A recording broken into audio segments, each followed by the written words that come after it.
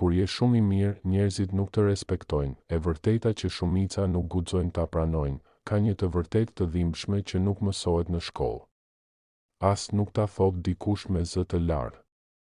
Madje, për shumë kohë, as vetë nuk e kupton derisa jeta të mëson me forcë. Kur je shumë i mirë, njerëzit nuk të respektojnë, qesh, ofro ndihmë, sakrifiko veten, vendos të tjerët përpara vetes dhe prisni që kjo të vlerësohet.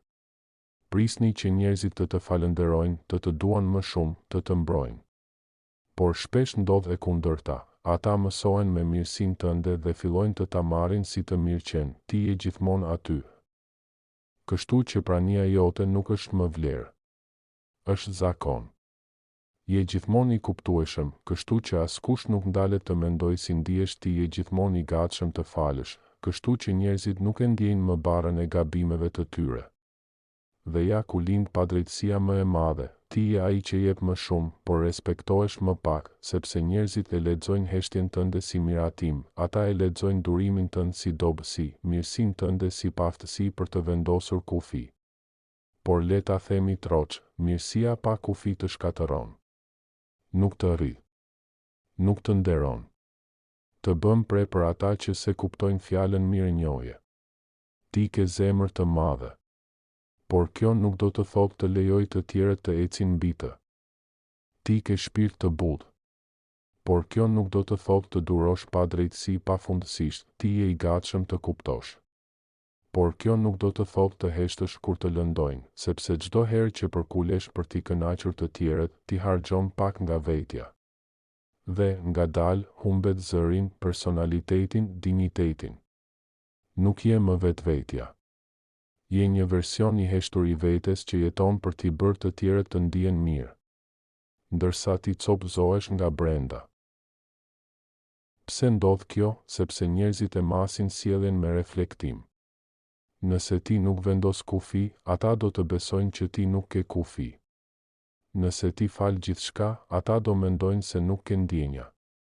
Nëse ti gjithmonë thua po, askush nuk do të mendoj për herën kur ti kishe nevojë për një po prej tyre, ti mendon, nëse jam i mirë, njerëzit do më duan më shumë. Por realiteti është, njerëzit të duan më shumë kur je i vërtet, jo i përsosur. Kur je i drejt, jo gjithmonë i butë.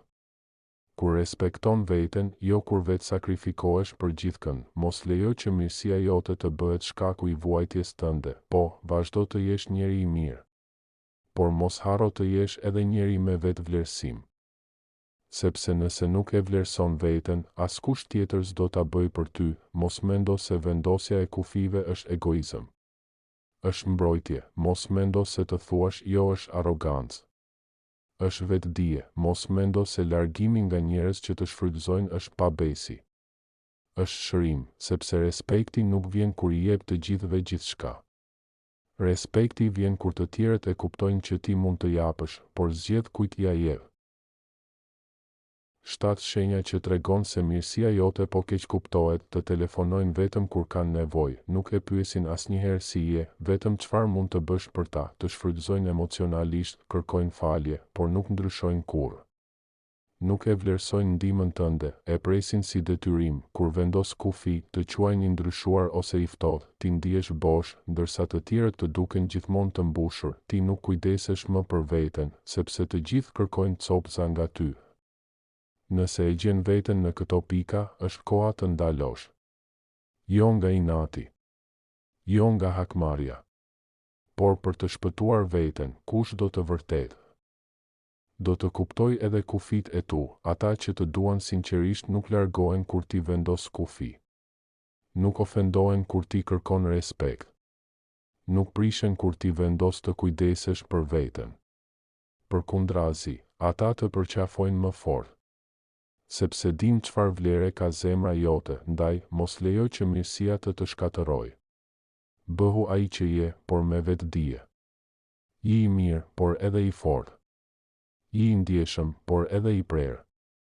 Je i dashur, por edhe i qartë për vlerën tënde. Në fund të ditës, njerëzit të respektojnë jo kur u jep gjithçka, por kur tregohesh i drejtë edhe me veten, i mirë, por mos lejo të marrin si i marrë.